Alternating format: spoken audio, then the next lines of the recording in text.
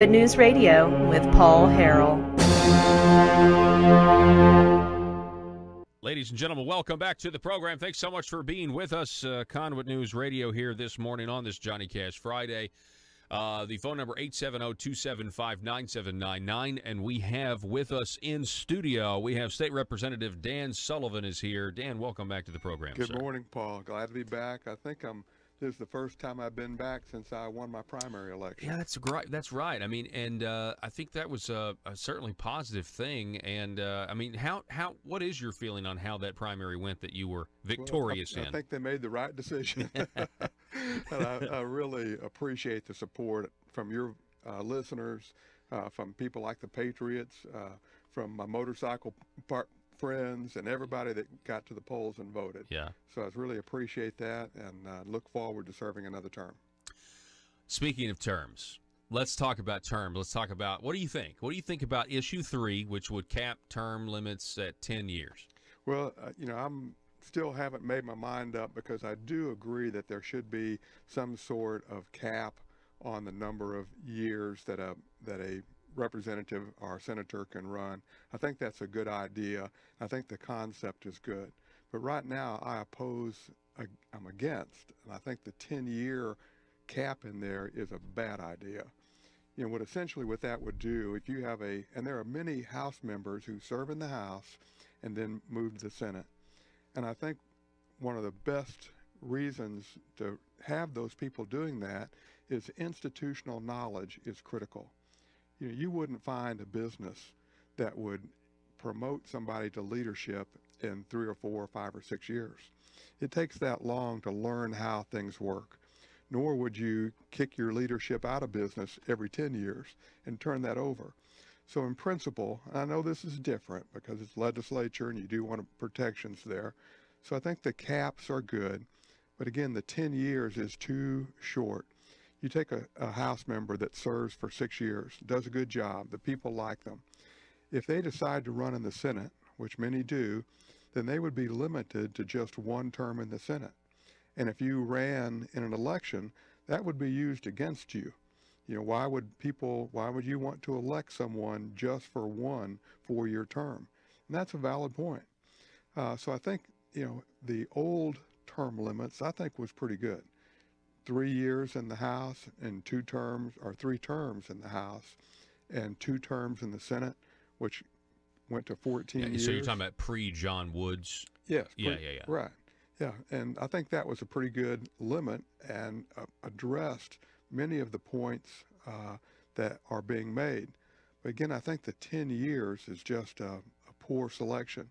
You have to also consider that every 10 years we redraw our districts and set new boundaries out there.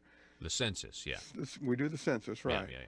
And and in fact, what the Senate does, when you enter the Senate during that census year, you draw for a 2-year term or a 4-year term. Yeah. So you're going to get people who are in the House 6 years, they run and win in the Senate, and then they draw a 2-year term. Wow, I hadn't thought about that. Yeah. I hadn't thought about it. So what State Representative Dan Sullivan just said here is in this scenario, you could have a state House member who serves 6 years in the House and would have one 4-year term theoretically in the Senate if they ran and won. But on a census year, they might draw a 2-year term and be capped at 8 years instead of Correct. 10. That is interesting. And I want to be sure and verify that, but the people I've talked to, and when I look into it and the way I read it, that's the way I've read it. Now, if I'm wrong, I'll be willing to stand corrected on that. Yeah, definitely want to. That's interesting. I think that's a real detriment. And of course, you can have the broader conversation about people ought to be able to serve who they want to serve, and all of that conversation. But again, I think the 10-year cap is just ill-conceived. And if we wanted to go back to 6 years and 8 years, 3 terms and 2 terms, I would support that. So do you think, let me ask you this, we're talking with State Representative Dan Sullivan. Let me summarize your position. You're for term limits. You're just not for 10-year term limits. You Correct. think maybe where it is now, 16 is a good thing. Well, 16 or 14. Okay, I think you it can was, limit it. yeah, okay, Yeah. yeah. Yeah, 'cause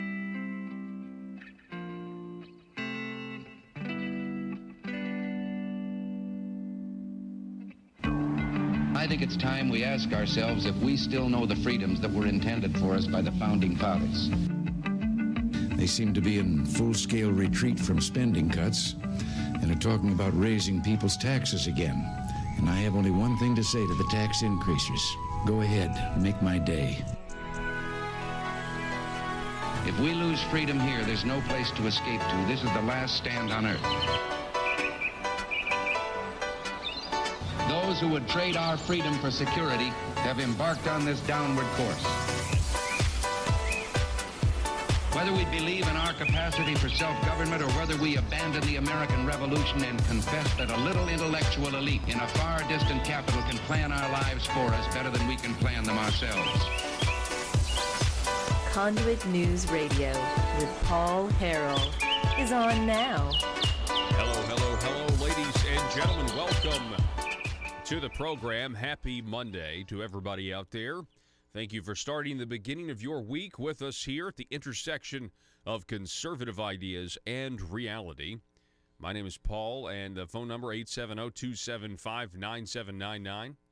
And you can sound off on Facebook as well, facebook.com/Conduit News. That's facebook.com/Conduit News. We do have a great show for you. We're going to talk a little bit about issue 1 this morning, and also going to talk a little bit about this story in the Gazette. I don't know if anybody saw this story in the Gazette over the weekend. According to an ex-official, Governor Asa Hutchinson went against advice and signed a bill geared towards helping one Arkansas college, that college being Ecclesia College, which was the subject surrounding the charges against now guilty Senator John Woods. We'll tell you about that more later in the hour. Talk a little bit about issue 1 coming up here at the bottom of this hour. Matter of fact, this entire week, we're going to be focusing, if I look at the schedule, look ahead, we're going to be focusing on issue 1 quite a bit. From what I can tell, just looking at the schedule, the lineup of guests that we have. For example, coming up, I guess on Wednesday, we'll be talking with the president of the Family Council, Jerry Cox. Always great to have him on. He'll be on 7:30 Wednesday. Then the following day, we'll be talking with Fort Smith attorney Joey McCutcheon at the same time, Thursday. So later in the week, we'll be very issue 1 heavy. We're going to talk a little bit about what happened at the Northwest Arkansas Political Animals Club on Friday. Some fireworks there. If you want to get a head start on me, you can go to conduitnews.com and you can check out the headline that says fireworks. The full headline is, hang on 1 second. Issue 1 debate draws fireworks. Ballinger condemns treatment of legislators. So we have that. Sorry about that. I've got a video starting automatically here. Little preview. Let's start at the top, though. Let's start with this headline from a couple of days ago from Hunter Field and Frank E. Lockwood over at the Democrat Gazette. U.S. Senator Tom Cotton sees sign that the swamp is draining. Mueller is straying, according to Congressman Rick Crawford. These are some quotes here in the Arkansas Democrat Gazette. This was in the wake of Paul Manafort, him being found guilty. What was it? 8 of 18 counts. Then you have the guilty plea of Michael Cohen. Senator Tom Cotton quoted as saying that this is a step towards draining the swamp. Then you have U.S. Congressman Rick Crawford from the 1st Congressional District here in Arkansas. He says that Robert Mueller is straying from the initial task of Russia corruption. I think we would all agree with that.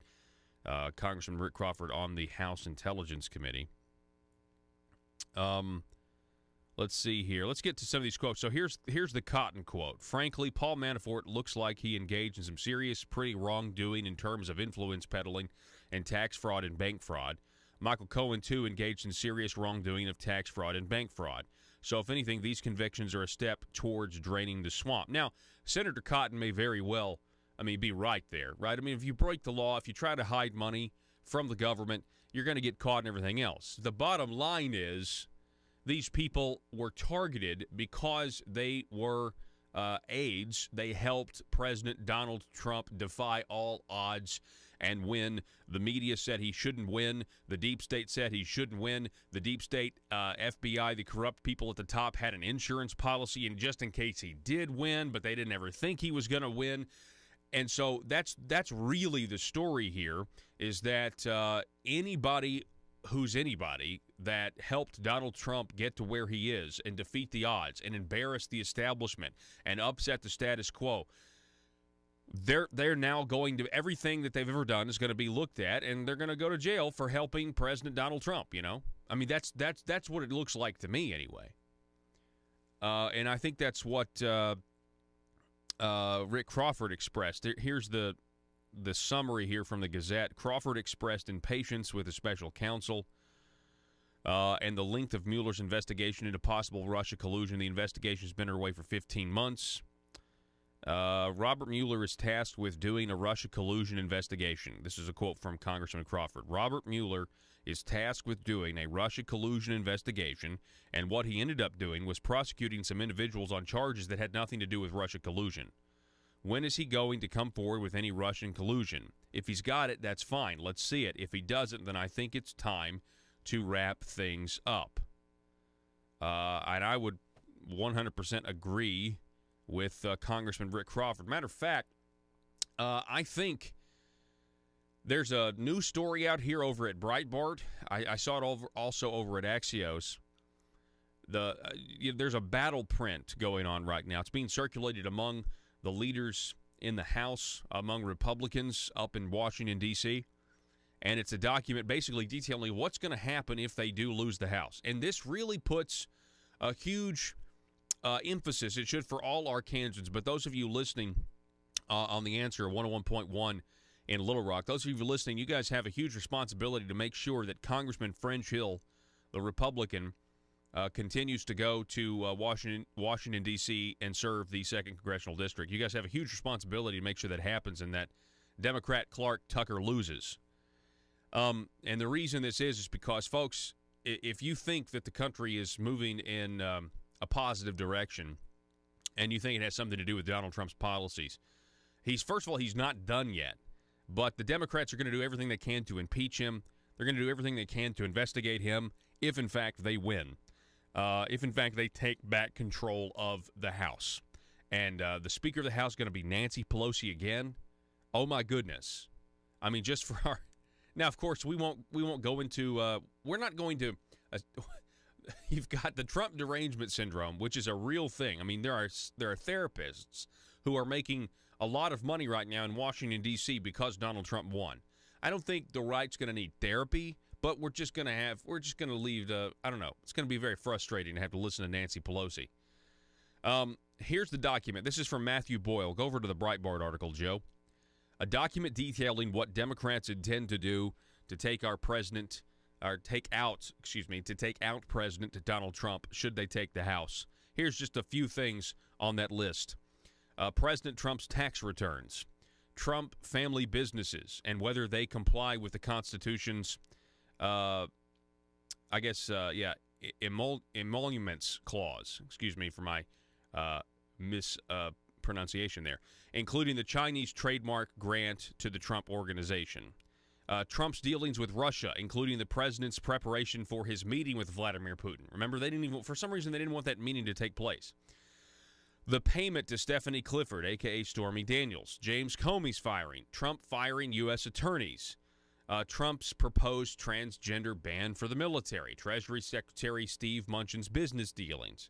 White House staff's personal email use. Cabinet Secretary travel. Office expenses. Other misused perks. Discussion of classified information at Mar-a-Lago. Jared Kushner's ethics law compliance, dismissal of members of the EPA Board of Scientific Counselors, the travel ban, the family separation policy, Donald Trump or the federal government's hurricane response to Puerto Rico, election security and hacking attempts, White House security clearances, and this is just the beginning. I mean, it's going to be nonstop. They're going to be unhinged. They're also going to want a little revenge.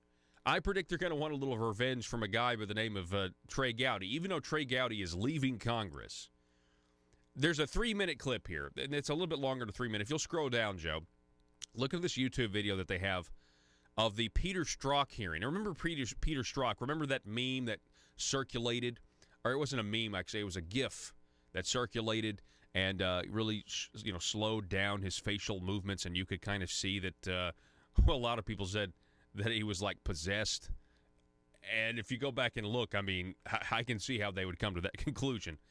But just play this 3-minute clip here. Look at what Trey Gowdy's trying to get to the bottom of, trying to expose FBI bias in the Clinton investigation, saying that they didn't really do a full investigation. As a matter of fact, President Donald Trump tweeted something like that, I think, this past weekend, essentially saying, listen, talking to Jeff Sessions, say, listen, the Hillary Clinton investigation was not an investigation. But listen to how the Democrats, in this 3-minute clip, listen to what, this is what we will have to deal with if for some reason the Democrats take back the House. Listen to this. That I was looking at this with an open mind and saying, I don't know what there is. Agent Strzok, of all the universe of options, that's not the one I picked. But of all the universe of options, you looking at something with an open mind is not the one I picked. But that's the obvious one to conclude from that email. I'll tell you the one that I picked. The one I picked, and it breaks my heart to say this about an agent for an agency that I have tremendous respect for. You as a counterintelligence officer had no interest in participating in a counterintelligence investigation that was not going to lead to impeachment. No, sir. That's how I read it. Mr. If Chairman, I thought it was Mr. Chairman, likely, I'd be there, no question. You are assuming I someone else's hesitate in position. part. Chairman, you're Sheila coming to Jackson conclusions Lee. on someone else's viewpoints in the hearing. Allow the witness to I'm respond. pretty sure it's my time and the gentlelady's not recognized. I hesitate in part because of my gut sense and concern. There's no big there. Sir, may I What respond? were you concerned wasn't there? Sir, my concern was not knowing, given these allegations, what existed. Whether on the one hand, there was no criminal activity whatsoever, towards the middle, that there were individuals kind of pursuing their own agendas for their own self-enrichment, or on the far end, that there might be an impeachable offense. Why wouldn't you want to investigate it? May I answer your question? Well, my question is, why would you not want to investigate that? Sir, I did want to investigate that. That is not what you're reading. What you are reading is my trying to decide what I want to do with the course of my career and whether to stay as a Deputy Assistant Director in the Counterintelligence Division, where I have oversight of a wide variety of threats around the globe, or whether I want to remove myself and go work on something in the Special Counsel's office that is very specific, that is going to take, I don't know how long it was going to take. Yeah. Well, you're now, leaving, so, sir, but what to your point, you're leaving out one really important word, Agent Strzok, impeachment. So that was exactly, in all so, of your sir, text. Regular order. Sir, It's now a minute and a half over. Does it, Mr. Sir, if Chairman, we do you made guys that one go word on and on and on as long as the you quicker want? I can The gentleman go. is interrupted Point of 40 order. times I would today. take Time your is one up. big word of impeachment and add 4 big words of no big there. And the reality is, you know full well I said both. And you know why I said both. Why I did that and what I'm telling you under this oath guy. is that I did not know what existed. I had prejudged nothing. That was all to be determined. And that is a logical way for investigators, attorneys, and everybody else Starting to approach an with the investigation. political death penalty and impeachment is not the logical way a neutral, dispassionate... Point of Mr. order. Chairman, we're demanding equal time You're not for every member of this testifying committee. Jersey is person here, recognized. Mr. Chairman. Mr. Chairman. And if you can't control yourself, how do you expect this committee to control itself? You've been out of control since you've been on this committee. Why don't you leave it alone? This is not Benghazi.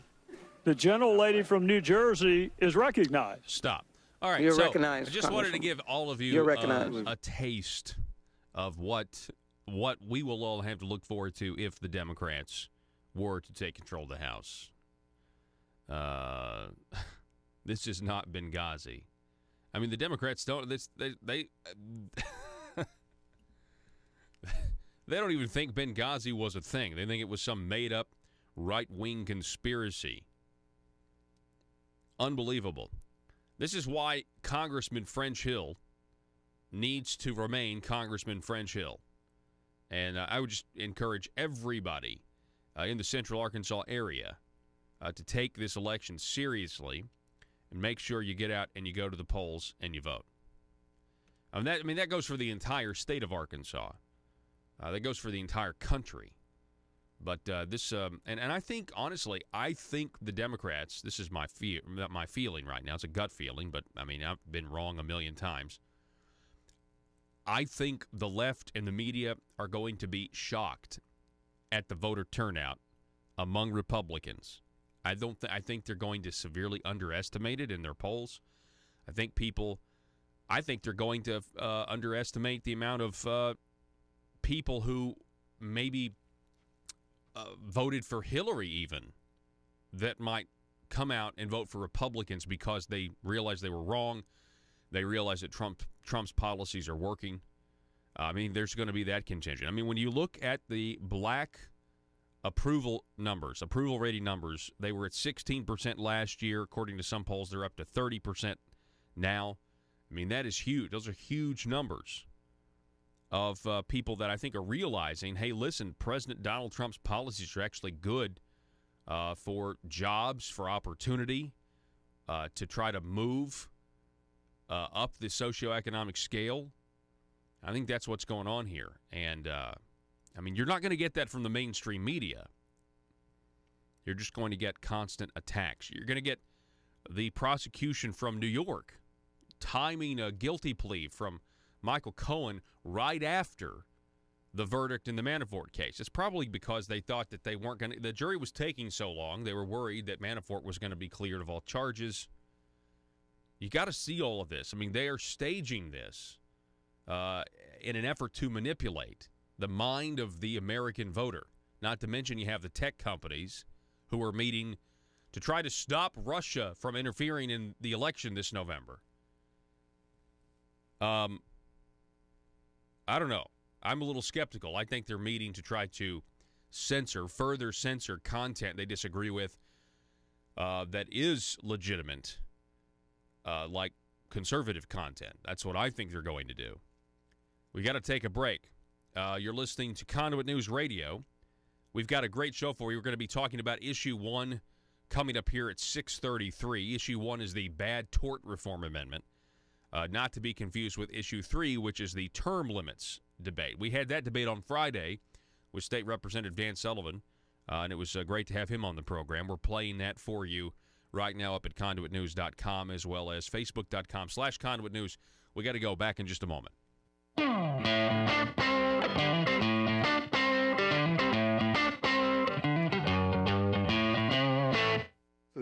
Before John Woods, and then that's the reason we're here, I guess. I mean, the reason why there's such a strict, why it's basically the pendulum has swung even further than it was with this proposal is because, and I've said this on the radio, you know, that the government kind of deceived the people, and so the people are now saying, you know, we're gonna attempt to put an even stricter check on you guys. Well, and I would, since you have the sign up right behind you that says "attack problems, not people," say that. He's a convicted. Well, I'm not going to attack you in your comment. Oh, I see. No, I'll attack John Woods though because he's a convicted felon and he's the reason we're in this situation. But I don't believe it was government that did that. You know, the people voted for that, and people, if they were fooled, they have to own that. You can't.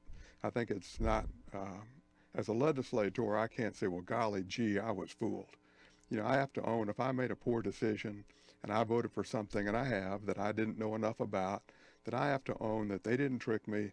I was the one that made that error. It's a PHP parody. Hey, man, you got any of that marble rock? Yeah, I've got the hookup. Thanks. I need a fix real bad.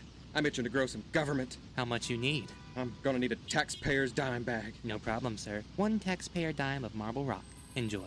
Thanks, man. They don't call it Little Rock for nothing. Am I right?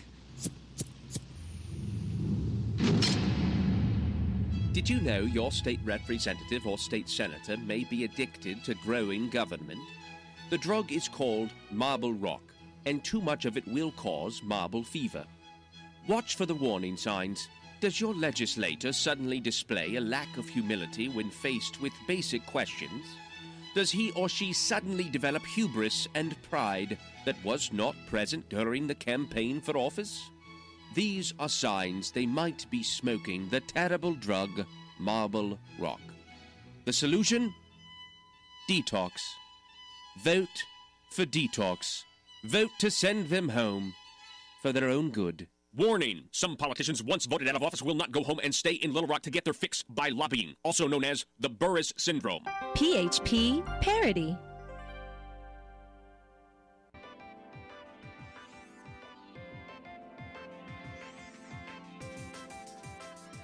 Conduit News Radio with Paul Harrell is building a liberty machine. Find out more at conduitnews.com. Yeah, so you'll have to forgive me when I was going over what else is coming up on the show. I forgot about our guests. That's not good. We're going to be talking, introducing you to Mr. Dan Perkins coming up at 7:33 this morning. Dan is a master storyteller. He's the author of a series of books, a trilogy actually, The Brotherhood of the Red Nile.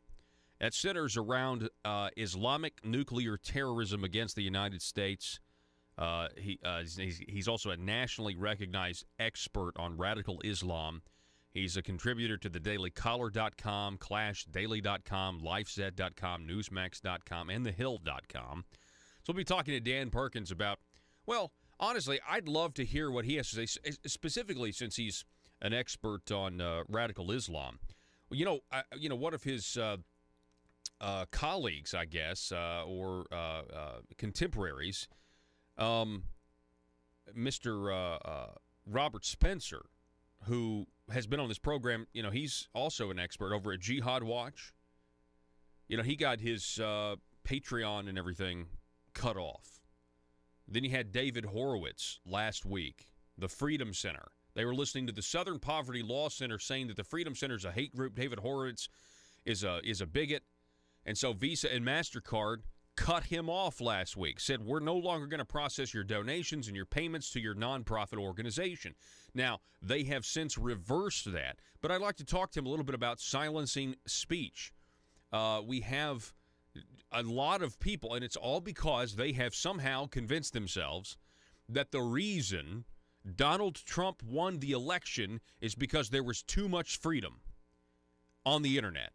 There was too many ways to support causes that go against what the coastlines of this country believe we should all be thinking.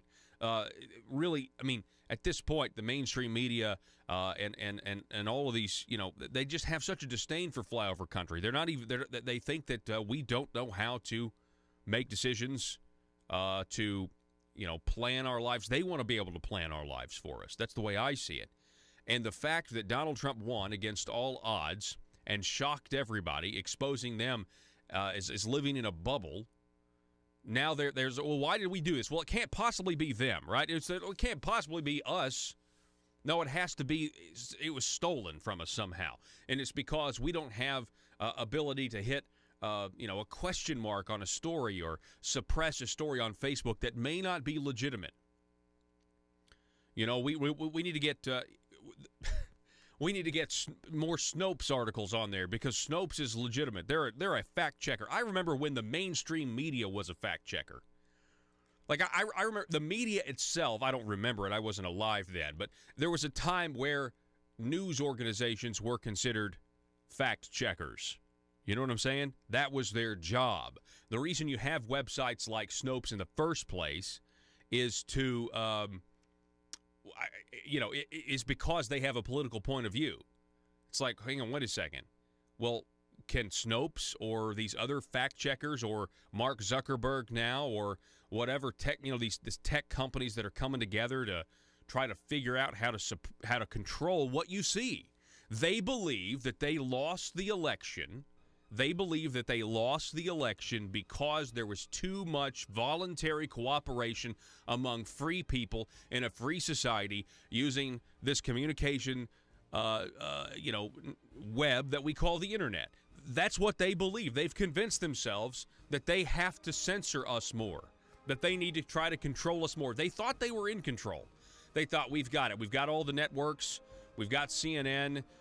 Fox News is there, and but of course even Fox News sometimes gets it wrong, in my opinion. Just like anybody can get it wrong. But they thought they had control.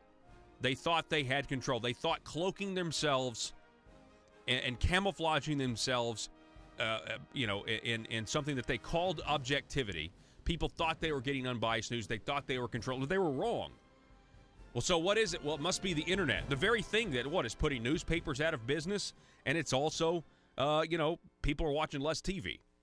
Whether it was a senator that did that or others that did it, the people voted for it. I think it was an error to vote for this current system. And, people are saying that under this current system, a senator or a House member could serve not 20 years, but 22 years based upon that same census rule. Yeah, it can affect you in a positive light in terms of, or maybe a negative light. And I think we've just overreacted. It takes a long time for a House member or a senator to get to know the district and people outside the district. It's taken me a few years to get to know people, all the people in the Patriot group. Yeah. Of other groups that are out there. It's taken me a while to get to know people who listen to Conduit all over the state. And it takes a while to get to know people who are in Republican committees, in Tea parties, to interact with those people. And I think it takes those people a long time to trust me. They have to see my votes not just in one session, but in a couple of sessions. I don't think I would have won my last election had the people not known me. Even the people that disagreed with me knew me. I had a constituent in one of my communities that said, Dan, your voting record hurts me personally in my business, but you have stood strong for my community. And I'm probably going to end up voting for you because I know how much you care about the people that live in my community. Wow. That it was really impactful to me. And it's true, I do really care about the people in my district and what happens to them, even if I disagree with them. But to build up that kind of trust takes time. And to limit that time to 8 years or limit that time, because essentially this bill is going to say you're not going to have many people that go from the House into the Senate. It just competitively, I did my 6 years and now I'm going to run for one House term and I've got to raise 100. One Senate term. One Senate term, I'm sorry. Yeah, thank you. I'm going to have to raise $150,000 and run for one term. If I'm donating to someone, why would I donate to someone who's limited to one term? Why wouldn't I find a candidate who I can keep in there for 2 terms, good or bad? Yeah. I think it's going to put a real burden on finding interesting people to make that move. Interesting arguments. We're talking with State Representative Dan Sullivan. Some of these arguments I haven't heard yet from the people who are not supportive of this issue 3, to take the term limits from 16 down to 10 years. It certainly is very interesting. I will say this, though, okay, because I tend to support the 10-year, the term limit thing. A lot of the people out there who are not for this, I have seen on social media, they are really, really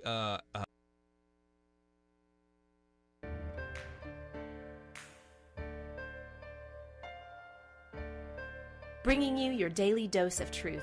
It's Conduit News Radio with Paul Harrell. All right, welcome back. Thank you so much for being with us. We're going to move on now and talk a little Issue 1, some bad tort reform. This is up at conduitnews.com. Issue 1 debate draws fireworks. This has to do with Bob Ballinger. State Representative and Senator-elect Bob Ballinger condemns the treatment of legislators. And this went over like a lead balloon. I'm going to let you listen to it here in a moment. There was a debate on Issue 1 on Friday, and it drew fireworks between State Representative and Attorney Bob Ballinger and former Supreme Court Justice Paul Danielson at the Political Animals Club on Friday. The debate drew a packed crowd at Mermaids in Fayetteville. Before the meeting took place, dozens of Against Issue 1 people held signs opposing the issue. The group included people across the political spectrum, including liberals and conservatives. Look at that photo right there. And there's a lot of people who are united against this for different reasons, but they're united against this bad. You know why there's such a broad coalition of people against Issue 1? It's because there's too many issues inside the issue itself. That's why there's such a broad coalition of people against it. Issue 1 is a legislatively referred constitutional amendment that would place caps on non-economic damages awarded in lawsuits. The amendment would also allow the legislature, rather than the judicial branch, to write the rules of procedure and evidence for the courts. Caps on contingency fee arguments between attorneys and their clients would also be implemented. Not arguments, agreements. Caps on contingency fee agreements between attorneys and their clients would also be implemented in the proposal. Each debater got 10 minutes to present their arguments to the club, followed by questions from the audience. Now, State Representative Bob Ballinger spoke for Issue 1. Ballinger argued that people should vote for Issue 1 because it creates a balance between the legislature and the courts by moving policymaking back to the legislative branch. He argued the legislative branch is the proper branch for debate on the rules of procedure and evidence in a courtroom. Now, this is what is crazy about this is just saying it out loud sounds wrong, right? Because it's a judicial, we have three branches of government. We have the legislative branch, the executive branch, the judicial branch. And so I would say I would disagree. I don't think it is the proper place for the legislators to be debating the rules of evidence in a specific case or in all cases. But here's the thing. They don't want you to admit. They would disagree with me when I say I think they'll write rules for specific cases one day. I really do. If this thing passes, they will write rules for one case this way and another case that way. Mark my words, because it will help out the special interest that paid for this whole thing in the first place, that gave Jake Files the $80,000 for filing this bill's predecessor. And that $80,000 came from the David Norsworthy, nursing home owner. Ballinger claimed that Issue 1 does not set a cap on damages, but merely just a floor that the legislature can adjust. He stated he did not want the legislature to drastically change the substantive rules of procedure or evidence if given that power under Issue 1. Well, he may not want to.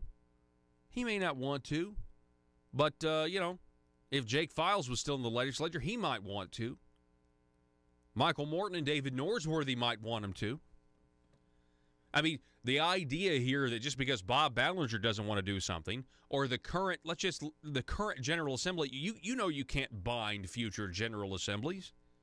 The makeup could change, and in 10 years' time, we have a completely different makeup down there.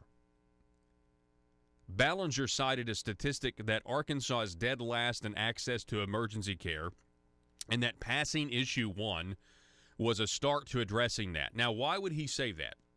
Well, they have this claim, and we're going to have Jerry Cox on Wednesday, Joey McCutcheon on Thursday to talk about this, but they claim that in Texas, when they did something similar, which I don't believe the legislature in Texas has the authority to mess with the rules of evidence in the courtroom, but they claim that doctors moved back here, that doctors are flocked to Texas because of this, and so their claim is they want you to believe that if they pass issue 1, there will be so many doctors that will flock to rural areas of Arkansas, and that emergency rooms and emergency care will go up in rural Arkansas.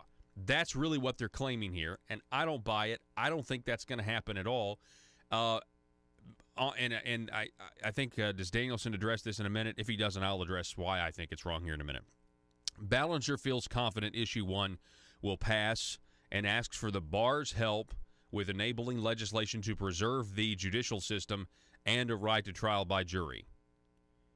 So we're going to pass Issue 1, but then if I'm understanding this correctly, we need to pass Issue 1, but then we need another bill that will preserve the judicial system and the right to trial by jury. I'm pretty sure we already have that now, so let's just vote against Issue 1. What about it? What say you? Former Justice Paul Danielson spoke against Issue 1 on Friday. Danielson argued that if the legislature wanted to address access to emergency health care, they should address health insurance issues rather than what they are pushing in Issue 1. He claimed he thought many people, like doctors, did not choose to live and work in rural areas of the state because of a lack of strong educational choices. This is what he says. He's basically saying, look, passing this is not going to make doctors want to go to rural areas. You got to have better educational choices. You got to have better schools if you want people to live in more rural areas away from amenities and conveniences and things like that. He said issue 1 was dangerous and that he is helping to sound the alarm on this bait and switch proposal. Using the bait and switch analogy, listen to this. Former Justice Paul Danielson said that he compared issue 1 of 2018 to issue 3 of 2014. Issue 3 of 2014 was marketed as an ethics reform, but resulted in longer term limits for legislators and created a commission that granted them sizable pay increases. Danielson told audience members that issue 1 would take power away from the people and juries and give it to the legislature in Little Rock. He said the legislature's trying to write the rules of evidence and procedures would be a bad thing. I also think there was a question in the audience, by the way, as to has there ever been, in Arkansas history, has there ever been an excessive verdict by a jury? And I don't, maybe the Arkansas Times, they picked it up and there was some reference of that. We've got that story too. So the audience questions. So after this happened, after presenting their arguments, Representative Ballinger and former Justice Danielson took questions from the audience. The first audience member asked for any facts that would show how passing issue 1 would improve anyone's life in Arkansas. Ballinger responded that in Texas, when they passed a different version of issue 1, it brought more health care providers to 40 to 50 counties that did not have them before. Ballinger stated that Arkansas is dead last in emergency health care and that we have to do something. Danielson countered. First of all, I don't remember anybody talking about that particular point back when they were debating this at all, but maybe they did. Danielson countered that issue 1 was not about health care or frivolous lawsuits, but instead about money, power, and greed for the legislature and big hospitals and corporations. Which one do you believe? I mean, we've got way more evidence based on past experience that money, power, greed, big hospitals, and corporations control this state. So, right? We've got way more evidence that is where we are. Like, that's what runs things here. Like, they don't do anything that just helps the people. I'm just going to be clear here. The legislature rarely does anything that only helps the common man, okay? If it helps the common man as an afterthought, after it helps out the corporations, the greedy, the the big nonprofit hospitals that are making money hand over fist and sending phony statistics to the legislature about how they're losing money, if it helps the insurance companies, and if we can say it helps the common man as an afterthought, then we're good to go. I think it's funny that Ballinger said Texas, when they passed a different version of issue 1, it did all these things for healthcare providers. Yeah. Of course it did. It's a different version. Like, it's not going to do the same thing. That's a good point. You can't argue that, Texas did something similar, means it's going to do the same. No, it's not. It's something different. And the reason, this is a Conduit News article, so we're not pulling direct quotes here. I want to make that clear. Or at least, what you're referencing, a different version, was not quoted. There is something to be said for tort reform, okay? And that's all that's trying to say is, look, there are different types of ways you can do tort reform. You could make the argument Texas did it different, so maybe that's the right way to do it. This is going way further than that, and this was a bill that was written in the wake of $80,000 going to Jake Files the last time they tried to pass it from the nursing home industry. And we know this because of court documents and discovery. And then we have a judge who is in jail right now, in jail for accepting a bribe of $10,000 to lower a nursing home judgment $1 million. Now, only in Arkansas can you have a judge that says, I accepted a bribe, but you have no briber. There's to this day, the people who are implicated in this haven't been charged, haven't been arrested. That is, first of all, that is insane. It is insane that you have a guy who pled guilty, who is in jail right now, a judge, for accepting a bribe, and you have no briber. And it is in that context, these guys went and let the nursing home lobby write a bill for them. Only in Arkansas does there exist so little shame that they would go ahead and do it. It's all because they think you are never going to find out about it. Ridiculous. Okay. A question from one audience member questioned why ballot titles are so confusing. Danielson stated it was because they combined separate, unrelated issues in a single proposal. Ballinger disagreed and claimed it had to be so long to survive any legal challenges. One question was about the prevalence of frivolous lawsuits in Arkansas. Ballinger stated he thought there were too many frivolous lawsuits and was defending against one now. Justice Danielson said issue 1 was like trying to use a shotgun to kill a mouse. He claimed there was no serious problem with frivolous lawsuits in Arkansas and that insurance companies love issue 1. The final question of the meeting came from Joey McCutcheon, a trial attorney and government transparency advocate from Fort Smith. He's going to be on the program Thursday. I'm going to ask him about this little meeting here. He asked why the legislature did not include any provisions in Issue 1 that addressed frivolous lawsuits if they thought it was such a big problem. Ballinger responded that he thought they did because Issue 1 allows them to debate the issue more broadly in the legislature. It was the most intense part of the debate. In what was the most intense part of the debate, Ballinger ended by attacking the audience on their treatment of legislators. He stated he was disappointed on how people kept beating up on legislators and that they were servants. He then claimed that no one currently in the legislature was personally benefiting from being in Little Rock. This was met with groans, laughs, and boos from the audience. Ballinger then shouted back that they were working hard for them. The exchange was caught on video. Can we cue this up, Joe? Go ahead.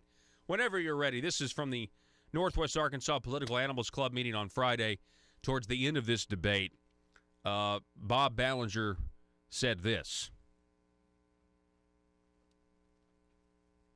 Let me say this.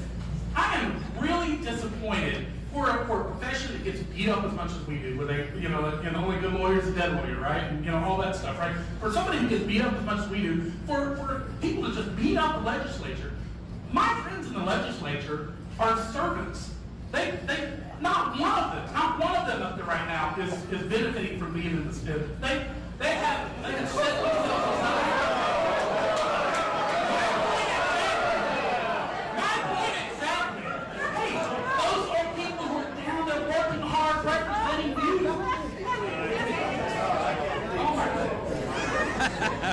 Stop. Yeah. All right, you need to go back and play that over because I'm going to want to hear that again. Yeah, it's outrageous. It's outrageous. Of course, I want to remind everyone that State Representative Bob Ballinger was elected senator. He's Senator-elect Bob Ballinger, so he's going to be taking over Brian King's spot this coming January. So, yeah, no one in Little Rock. Now, what kind of a bubble do you have to be living in to make a ridiculous statement like that? That is one of the most ridiculous things I think I've ever heard in the context of what has been in the headlines on almost a daily basis.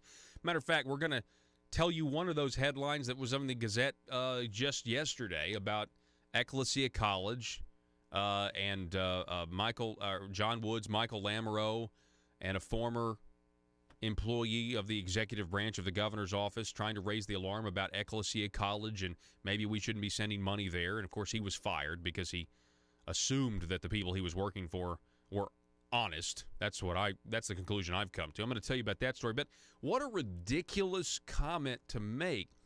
And this just shows you the type of bubble that they live in.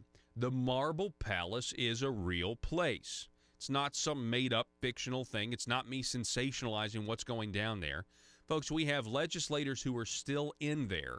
We have legislators who are still serving the people who have been implicated in taking $500,000 in bribes, who have been implicated in taking money from, that Joe Walsh guy down there from the Southern Arkansas Youth Services who pled guilty, who took a plea, who has implicated the governor's former chief of staff, former Senator Michael Lamoureux. Okay, there are more people. You have Linda Chesterfield, who was mentioned, and as being somebody who was taking money from Preferred Family Health Care for about a year.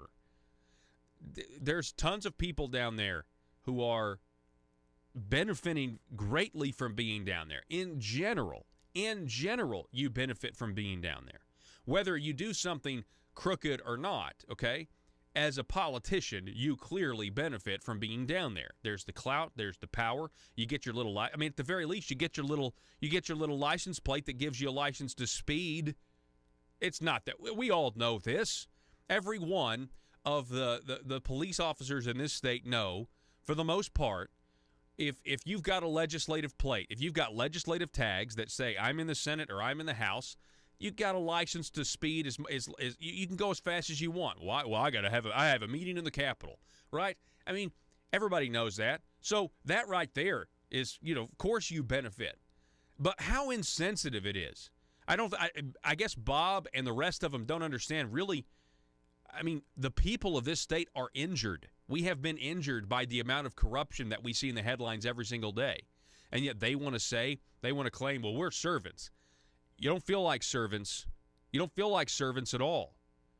And then he gets really mad there when people start to groan and laugh at him. There should have been a little hook cane that comes off a stage left there and just yanks him off the stage. That might be a funny meme to make. But, I mean, it was he basically gets laughed off the stage, and then he says, my point exactly.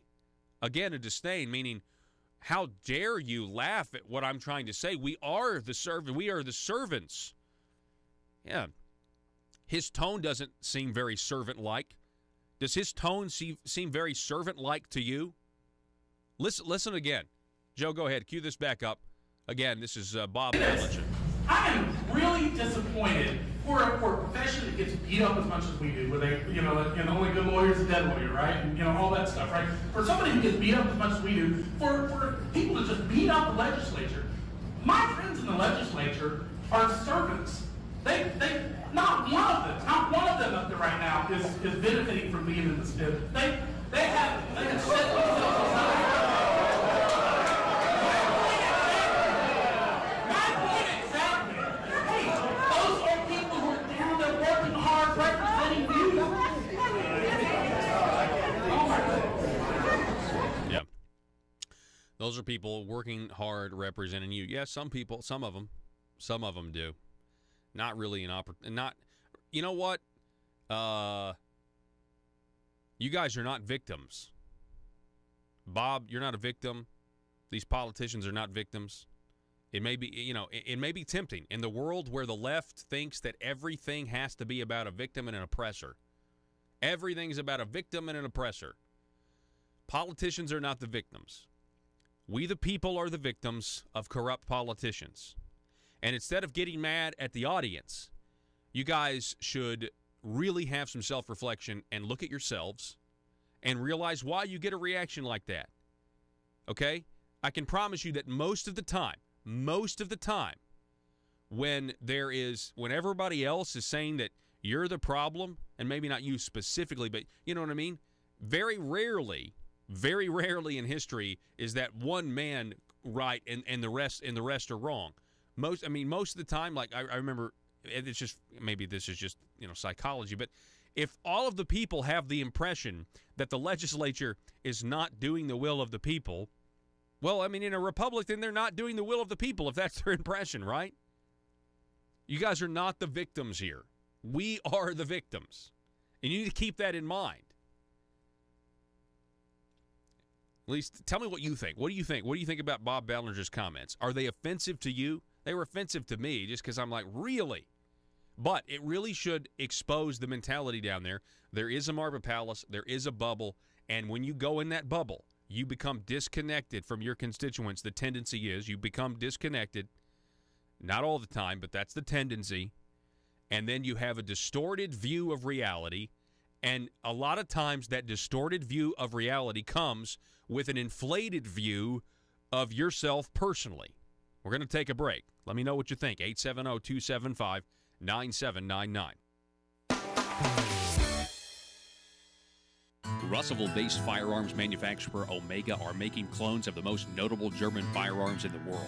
These delayed rotor-lock firearms have been and are currently used by law enforcement and military worldwide. At Omega, they manufacture their guns right here in Arkansas and produce the best reproduction in the marketplace that comes with a complete 5-year warranty. At Omega, they take firearm manufacturing seriously and offer discounts to active and retired law enforcement. Whether you're using Omega firearms to defend the public, defend your family, or for target practice, Omega has your back. For pricing, go to omega-guns.com. That's omega-guns.com.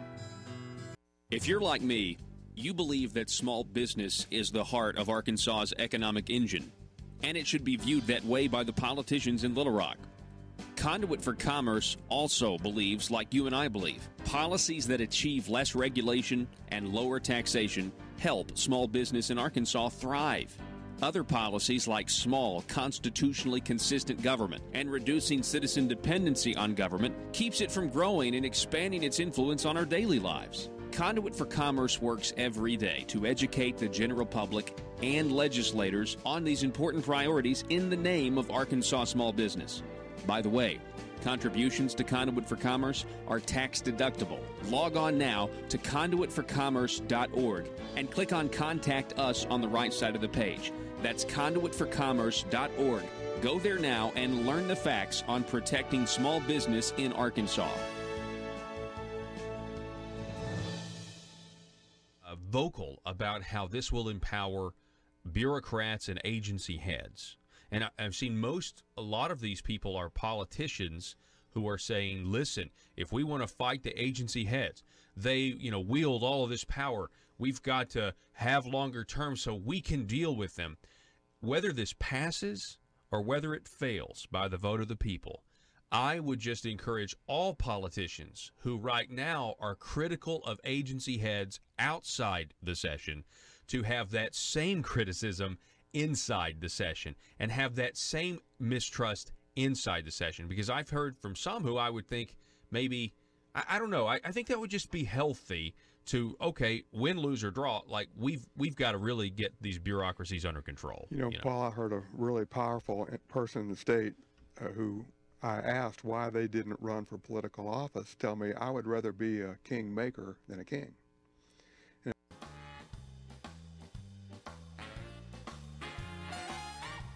Determined to drain the swamp in Little Rock, it's Conduit News Radio with Paul Harrell.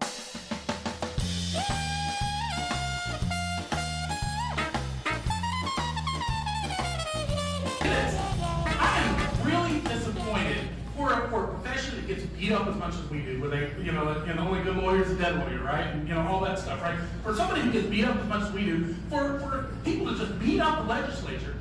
My friends in the legislature are servants. They not one of them up there right now is benefiting from being in this business. They have set themselves aside. My point exactly. Hey, those are people who are down there working hard, representing you. Oh my. Speaking of, good grief. I can't believe that. That is a display of a disconnect of reality. That he was. I guess he was shocked. That's the thing. Like, you say something that ridiculous, and then you're shocked that people laugh at you for it. My point exactly. My point exactly. What do you mean your point exactly?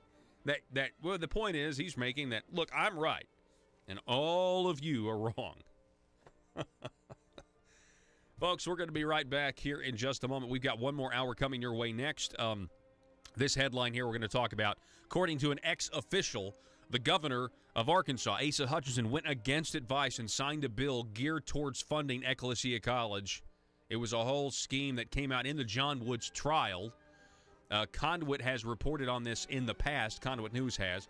We're going to give you what the new revelations are and some of the old ones when we come back. And also, we'll be talking with author Dan Perkins coming up at 7:33. Don't go anywhere, folks. Happy Monday.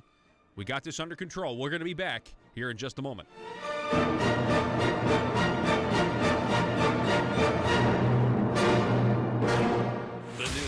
Talk of Northeast Arkansas. This is News Talk, 101.3 FM and 12:30 AM KBTM, Jonesboro, an EAB radio station.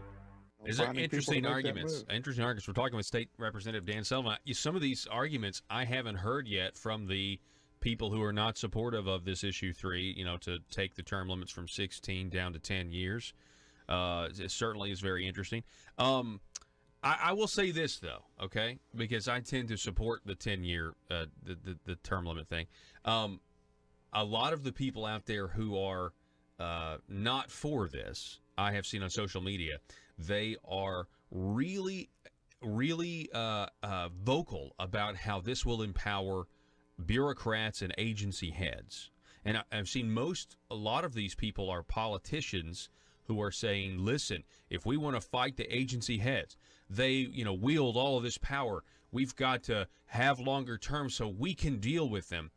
Whether this passes or whether it fails by the vote of the people, I would just encourage all politicians who right now are critical of agency heads outside the session to have that same criticism inside the session and have that same mistrust inside the session. Because I've heard from some who I would think maybe, I don't know, I think that would just be healthy to, okay, win, lose, or draw. Like, we've got to really get these bureaucracies under control. Paul, I heard a really powerful person in the state who I asked why they didn't run for political office tell me, I would rather be a kingmaker than a king. And it's more important to powerful people to be the person behind the power than it is to be the person in so-called power. You talk a lot about legal graft. And if our battle is against legal graft, then we need to be really concerned about the kingmakers, not as well as the people who are the kings in the powerful positions. And I think if you want to be in legislative position, you want to be in the legislature, the easiest way, and people told me this when I got there, they said the easiest way to get into power and to stay in power is go along to get along. That's the easiest way to do it. And those people are very easy to recruit, and they're very easy to find. They just want to be in power. It's hard to find people who will stand up against the power. That's very difficult to do. It's far and few between. And when we find them, we need to support them. And I know Conduit and you support that also. But I just think those folks are hard to find. And I think the powerful are going to find it easy to recruit new legislators and to keep them in office. We're talking with State Representative Dan Sullivan. I really appreciate your thoughts on this. Although I may disagree, you can definitely make reasoned arguments on both sides of this issue. Can we talk just a little bit about issue 1? Can we shift gears here? Sure. We just have a little bit of time left. So, we're talking about issue 3 just now, the term limits. Issue 1 is the, quote, tort reform. It's kind of a divisive issue. You got some people that are saying... Kind of? So what are your thoughts on issue 1? Well, I've come out strongly supporting issue 1. Supporting issue 1? I'm sorry. Opposing I was issue 1. I was going to say, golly. Well, it's confusing. Well, it shouldn't be for me. Again, and if I'm confused, I own that. But I've come out opposed to issue 1. That was, again, one of the reasons I had an opponent. I had some of the big groups out there, the hospitals, nursing homes, and those kingmakers. The people who are the kingmakers are the ones who are supporting issue 1. Those of us who are on the other side of that, I think, are kind of the resistance movement. Mm-hmm. And I hope we can gain some strength in there. Again, I think similarly to issue 3, this is just a bad bill. Could we make some tort reform? Yes. Again, this tort reform combines, 3 or 4 different issues, and some of those I vehemently disagree with. Mm-hmm. Some of them I just think need some reworking. But you can't put all those issues together and have something that's good for the people. So again, just to shorten that up, I think the people that are supporting this are kind of the powerful and the kingmakers behind the others. Yeah. And I think it's just a bad bill at this time. Yeah. Well, State Representative Dan Sullivan, I appreciate you coming Glad on the to be program. here. Thank you, it's Paul. always great to have a Thank you, civil, congenial conversation about the issues of the day. Amen. And listen, I appreciate your listeners and appreciate their support. Thank you very much. All righty, folks. It's Johnny Cash Friday. Back in just a moment.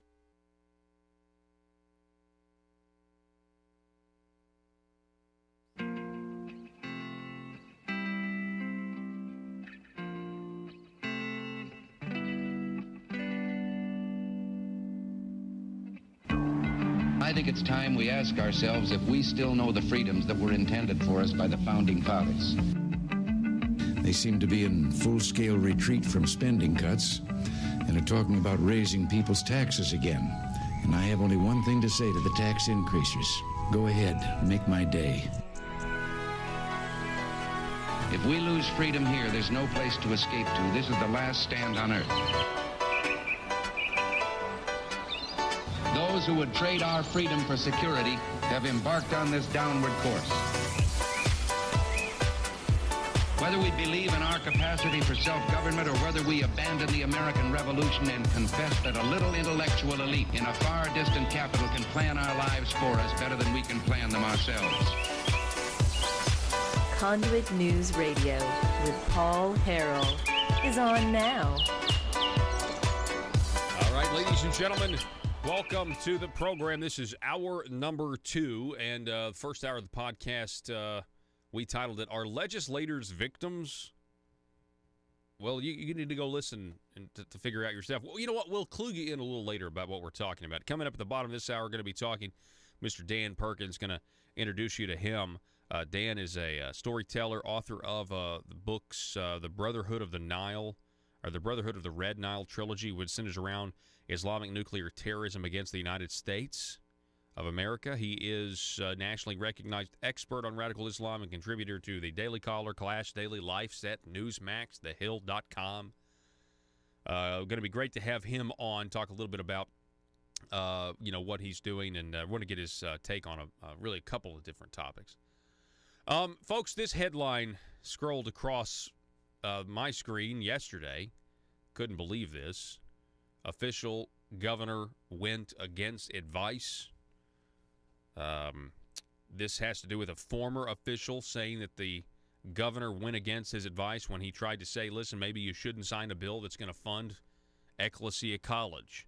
Doug Thompson's got the story. I guess I say I couldn't believe it, but that wasn't true when I totally could believe this report.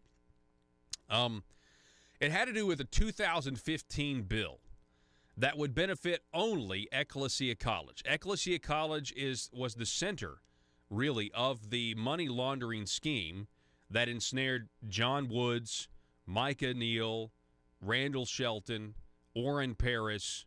It ensnared all of them because it was a way to launder money and make consultant fees and, to look legitimate. And it funneled back to the legislator that gave them the money in the first place, okay? Which is the taxpayer.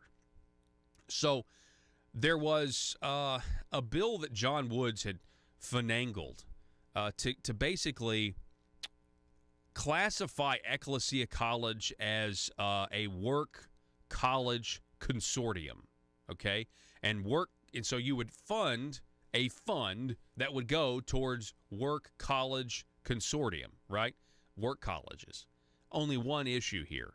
Ecclesia was the only college in the state of Arkansas that got that term given to them, Work Colleges Consortium. They were the only ones in that. And so all the money, if you would fund that part, it would go to Ecclesia. So it was basically like setting up almost like a shell institution of some kind, a shell fund, a shell line item that didn't say Ecclesia on it, but it really said Ecclesia on it. You know what I mean? If you looked into it, you realize that the law was set up to essentially subsidize Ecclesia College without it saying Ecclesia College.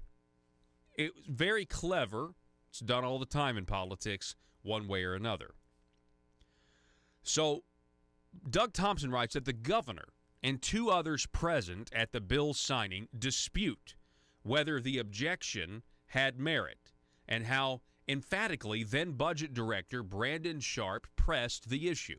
Brandon Sharp is the basically former budget director, he says that back when they were signing this thing, he said, hey, listen, we need to have a meeting about this. I don't think the governor should sign this because of John Woods and because of Ecclesia College, and there's kind of a scam here.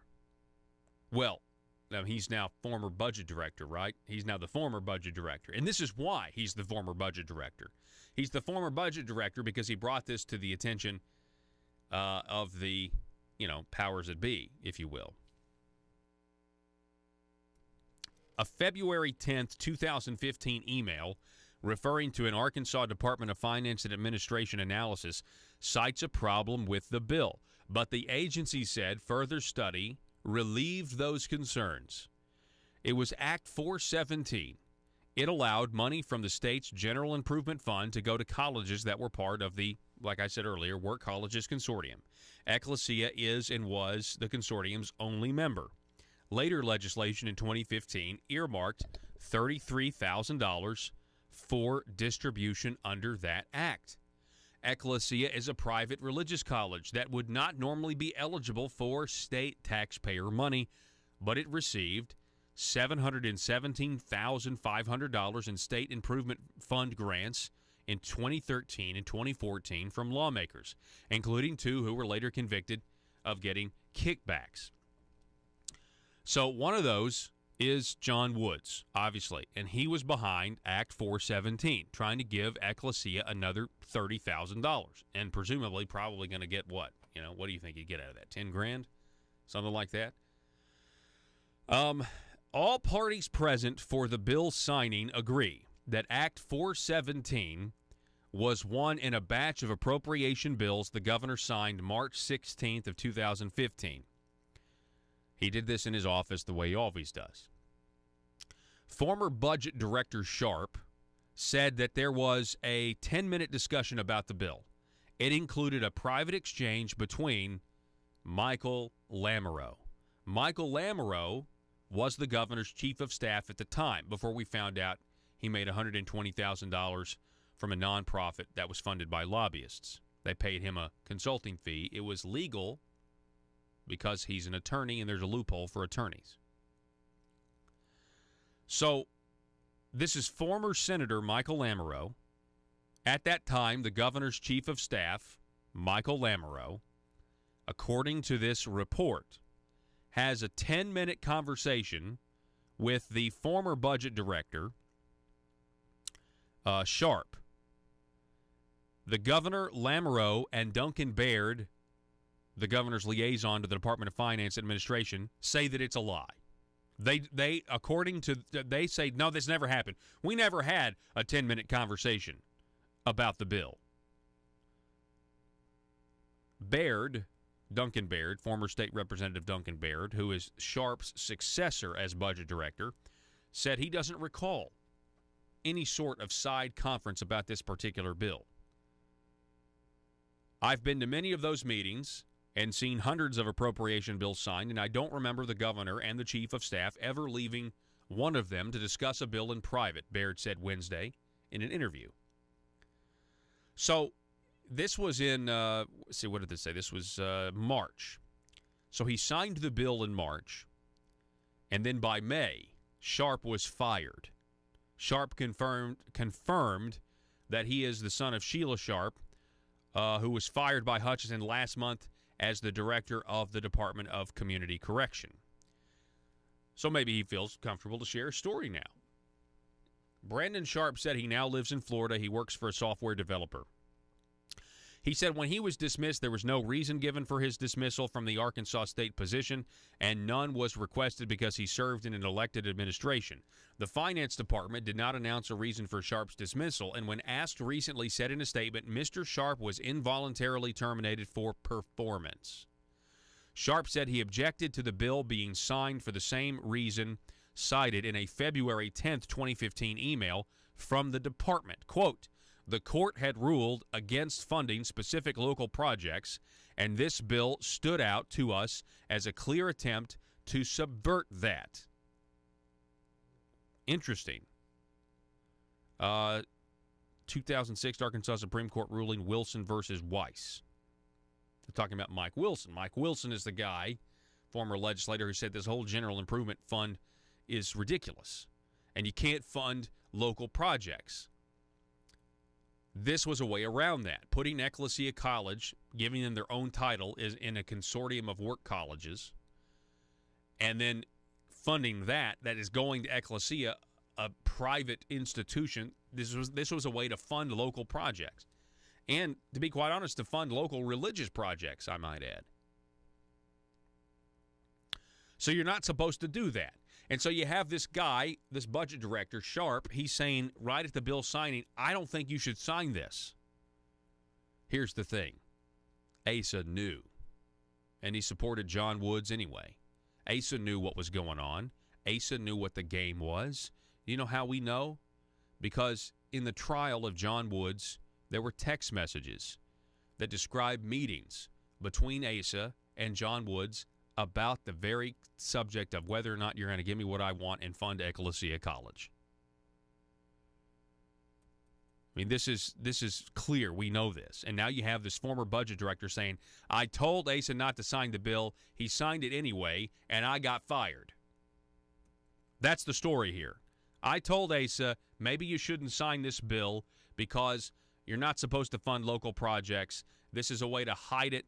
It's basically a shell, it's an itemized shell. You can't say company. I'm just trying to, like a shell. It's a cloak, really. It's a way to fund Ecclesia without anybody finding out about it. This guy found out about it and was canned. That's the headline here as far as I'm concerned.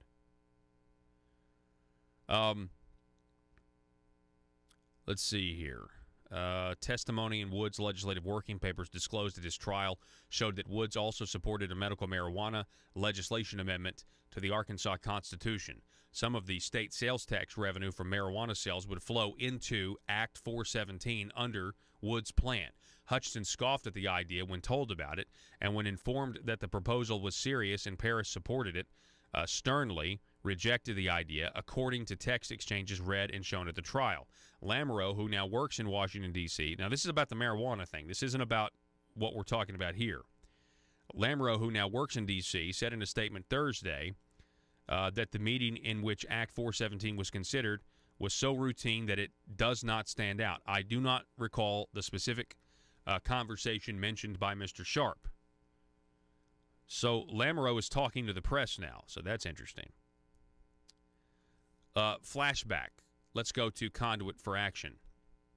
Asa knew and still supported John Woods. During the recent public corruption trial of convicted felon John Woods, many revelations came out in open court. Woods was convicted of 15 of 17 charged crimes, including conspiracy, honest services wire fraud, honest services mail fraud, and money laundering. Woods' friend Randall Shelton was also convicted on similar charges for directing GIF, taxpayer money from Ecclesia back to John Woods, as a kickback/bribe for directing the tax money there in the first place. Conduit News had a representative in the courtroom of the John Woods trial to take notes and report on what came out in open court. Text messages and emails between Orrin Paris and John Woods were part of those revelations that came out in open court.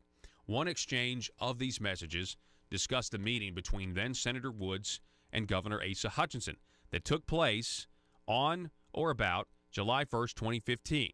Woods texted Paris, about to get on road to see Asa at 9:59 p.m. on June 30th, 2015.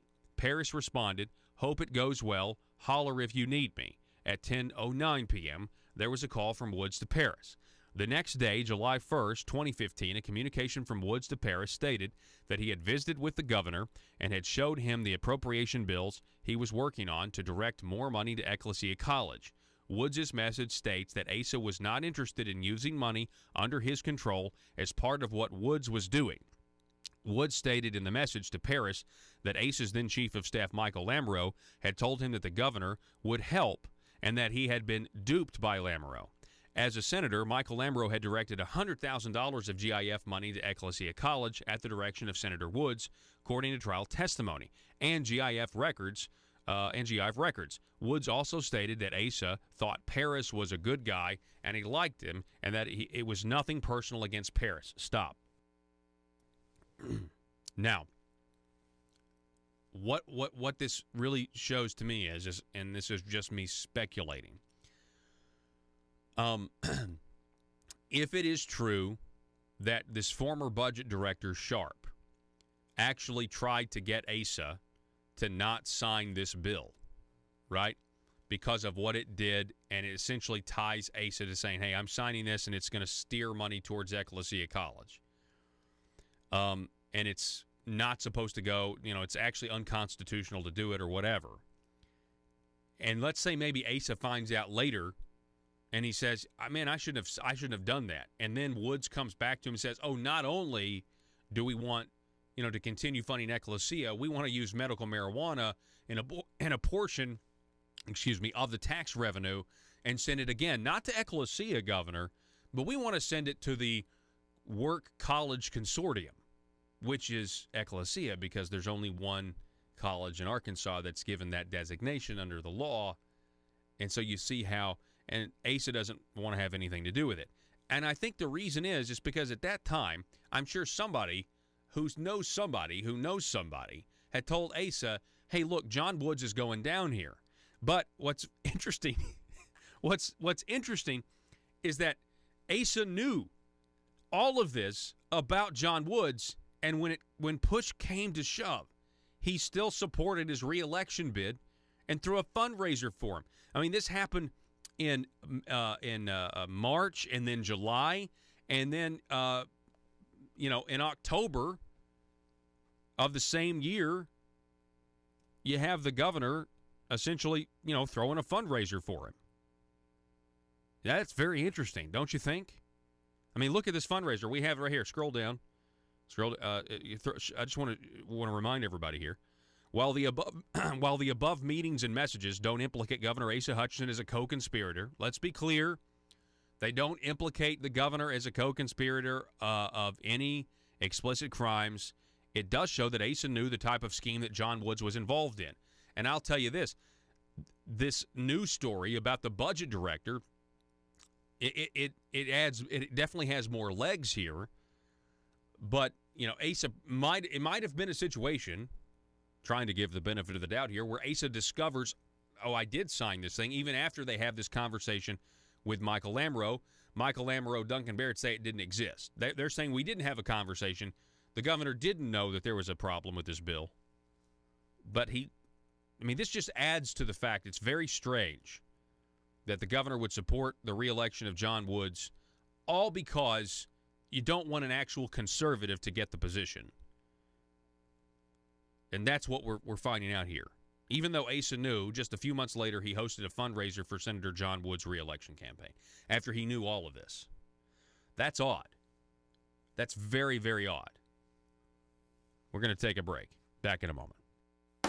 Sullivan is here. Dan, welcome back to the program, Good sir. morning, Paul. Glad to be back. I think this is the first time I've been back since I won my primary election. Yeah, that's right. That's right. I mean, and I think that was a certainly positive thing. And what is your feeling on how that primary went that you were victorious in? I think they made the right decision. And I really appreciate the support from your listeners, from people like the Patriots, from my motorcycle friends, and everybody that got to the polls and voted. Yeah. So I really appreciate that, and look forward to serving another term. Speaking of terms, let's talk about terms. Let's talk about, what do you think? What do you think about Issue 3, which would cap term limits at 10 years? Well, I'm still haven't made my mind up, because I do agree that there should be some sort of cap on the number of years that a representative or senator can run. I think that's a good idea. I think the concept is good. But right now, I'm against. I think. In Arkansas, every single hour there is a politician not getting what they want.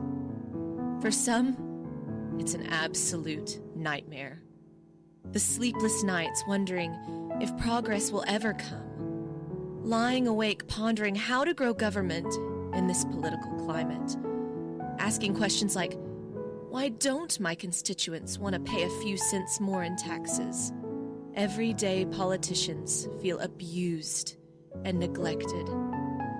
These politicians are starving for power. They're hungry, confused, and they don't understand why no one seems to care. Will you be a patriot and commit today to help these poor, starved for power public officials? It's simple. All you have to do is commit to stay silent and never dissent or stand in the way of your politicians' rise to power. Never speak up or get engaged to stop the growth of government.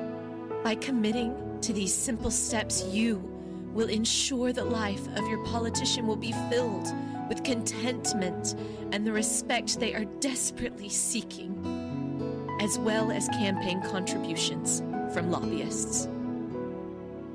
This message brought to you by Aristocrats Serving Arkansas. PHP Parody.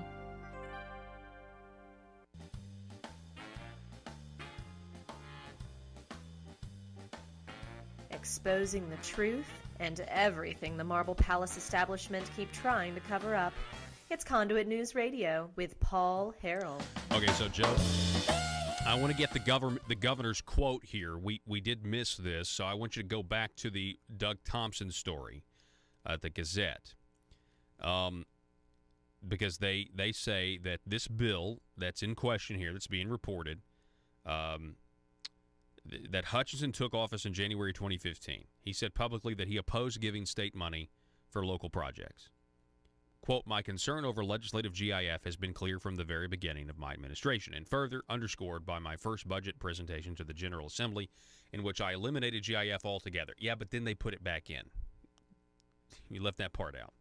As for Act 417, it was an appropriation bill and did not carry any funding with it, he said. An appropriation measure such as Act 417 authorizes spending but does not designate any money unless a budget bill also passes that provides the money. Act 1146 of 2015 allocated $33,000 to fund Act 417. Quote, in this particular case, a DFA analyst asked the question, and after internal review by DFNA, the appropriation was signed. I never felt pressure by a member of my staff to sign a piece of legislation. Now, why would he say that? Because Michael Lamoureux was a member of his staff at the time, and he wants you to know he never felt pressure from Michael Lamoureux to sign the legislation. Now, that may sound like he's defending Lamoureux. In fact, he is distancing himself from Lamoureux. I've never felt pressure by a member of my staff to sign a piece of legislation, nor do I recall any conversation regarding a significant concern from DFNA pertaining to Act 417, the governor's statement said. Quote, had I known the intentions of Senator Woods and others at the time, I would have vetoed the bill, end quote. So had he known, so he is saying he didn't know that Act 417 was going to essentially start the ball rolling to fund Ecclesia College and continue this gravy train running for John Woods.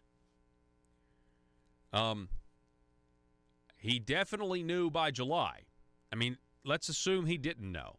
But let's assume that this budget director, the former budget director Sharp, let's take him at his word, and let's say that he did have a conversation with Michael Lamoureux. It's entirely possible, that the governor didn't actually know. Now, we do have emails. The emails show that there was back and forth. They were citing the Supreme Court case that Mike Wilson had won. What is he won like what? How many times has Mike Wilson won over the GIF issue? What has he won like 1,000 times? How many times? I think he's won twice. So let's just say this. This is, who knows, maybe this is the real reason Michael Lamoureux was left. I mean, yeah, the $120,000 that he got from lobbyists through a nonprofit. But maybe it was this. Maybe the governor found out Michael Lamoureux was doing, who I don't know. But Michael Lamoureux was, he was asked to go And then, of course, now Michael Amaro implicated in that guilty plea by the South Arkansas Youth Services guy, Walsh, who pled guilty to pay. And then he says, I paid legislators so they would pass my legislation. 10-year cap in there is a bad idea. You know, what that would do, if you have and there are many House members who serve in the House and then move to the Senate. And I think one of the best reasons to have those people doing that is institutional knowledge is critical. You know, you wouldn't find a business that would promote somebody to leadership in 3 or 4 or 5 or 6 years. It takes that long to learn how things work. Nor would you kick your leadership out of business every 10 years and turn that over. So in principle, I know this is different because it's legislature and you do want protections there. So I think the caps are good. But again, the 10 years is too short. You take a House member that serves for 6 years, does a good job, the people like them. If they decide to run in the Senate, which many do, then they would be limited to just one term in the Senate. And if you ran in an election, that would be used against you. You know, why would you want to elect someone just for one 4-year term? And that's a valid point. So I think, you know, the old term limits, I think, was pretty good. 3 years in the House and 2 terms, or 3 terms in the House and 2 terms in the Senate, which went to 14 years. So you're talking about pre-John Woods? Yes. Yeah. Right. Yeah, and I think that was a pretty good limit and addressed many of the points that are being made. But again, I think the 10 years is just a poor selection. You have to also consider that every 10 years we redraw our districts and set new boundaries out there. The census, yeah. We do the census, right? Yeah. And and in fact, what the Senate does, when you enter the Senate during that census year, you draw for a 2-year term or a 4-year term. Yeah.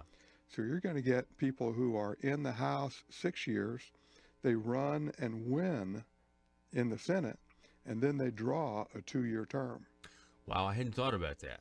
Yeah. I hadn't thought about it. So what State Representative Dan Sullivan just said here is in this scenario, you could have a state House member who serves 6 years in the House and would have one 4-year term theoretically in the Senate if they ran and won. But on a census year, they might draw a 2-year term and be capped at 8 years instead of Correct. 10. That is interesting. And I want to be sure and verify that, but the people I've talked to, and when I look into it and the way I read it, that's the way I've read it. Now, if I'm wrong, I'll be willing to stand corrected on that. Yeah, definitely want to. That's interesting. I think that's a real detriment. You know, and of course, you can have the broader conversation about people ought to be able.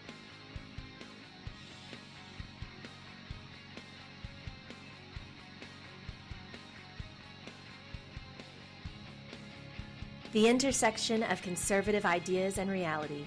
Conduit News Radio with Paul Harrell. All right, good morning. Thank you guys so much for being with us today. We're going to remind you, we've got the podcast of the first hour already up and going, where legislators are claiming that they're victims. I'll tell you more about that later in this half hour. Folks, welcome to the program for the first time. I want to introduce you to a man and author. His name is Dan Perkins. He's a storyteller, a master storyteller. He's the author of the Brotherhood of the Red Nile trilogy, which centers around Islamic nuclear terrorism against the United States. He's a nationally recognized expert on radical Islam and also a contributor to the Daily Caller, Clash Daily, LifeSet, Newsmax, TheHill.com. Dan, welcome to the program this morning. Thanks so much for coming on. Thank you for having me. Yes, sir.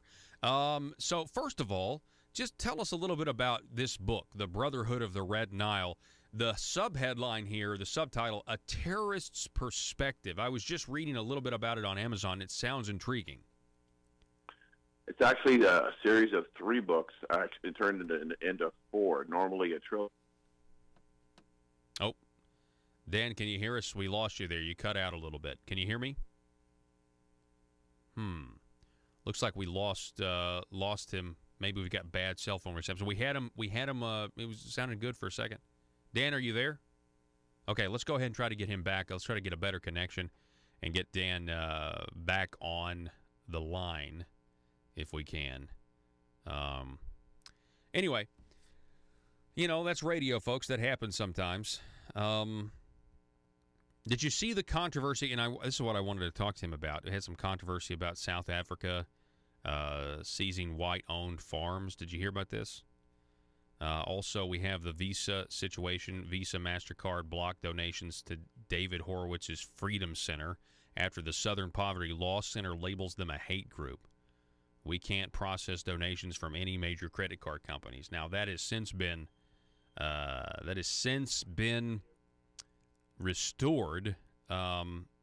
David Horowitz wins credit card donation showdown, credits Breitbart and Drudge Report for allowing him to, we got Dan Perkins back on. All right. Yes, I don't know what happened. Nope.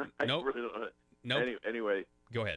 Wrote the trilogy, and people were so interested in the characters. They said, you can't leave us here. You got to write a fourth book. So I wrote the fourth book.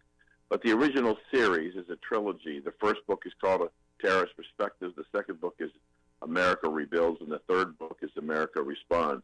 The first book, The Terrorist Perspective, was written primarily to begin to help people understand, Americans and people all over the world, why the Muslim and the radical Islamic Muslims hate us so much and why they want to kill us. And it's an insight into the Quran, into Sharia law, and it's a story about a new terrorist group that's formed in central Syria. I should point out that this book was started in February of 2012, and the terrorist group is formed in the central Syria town of and they have developed a strategic relationship with the Iranian nuclear program to convert two old Soviet Union suitcase dirty bombs into nuclear weapons of mass destruction. Why I tell you that when it was started is that in writing that book, I wrote it in 2012, and several years later, ISIS was formed in the town of and I believe it has a working relationship with the Iranian nuclear program. So it was ahead of its time. The fourth book, which is called Ted Baker and Terrorist Gold, a continuation of the story, was written in 2015. Again, it's important to understand the date. And what happened is that book is the story about how the Russians get control of the Democratic candidate for president in the election. And so both were somewhat prophetic.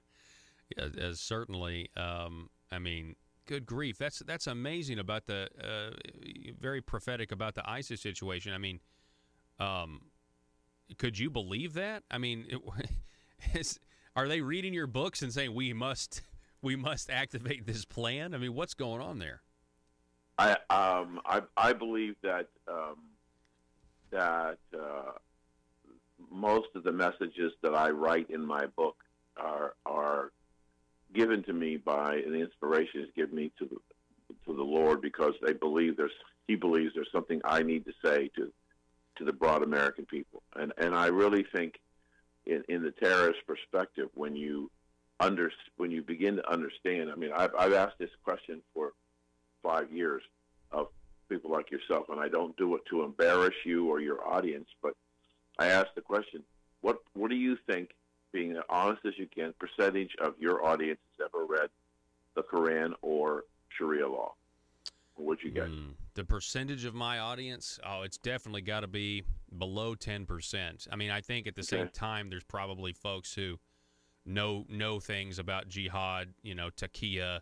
They know aspects of Sharia law, but they may not have actually sat down and read it. I mean, I actually haven't ever sat down and read the Quran. I have just read, portions of it maybe reprinted in books about understanding Islam. Right. No, and that's terrific, because, but in a sense, if let's say your number, you would be the highest I've ever heard, but that's okay.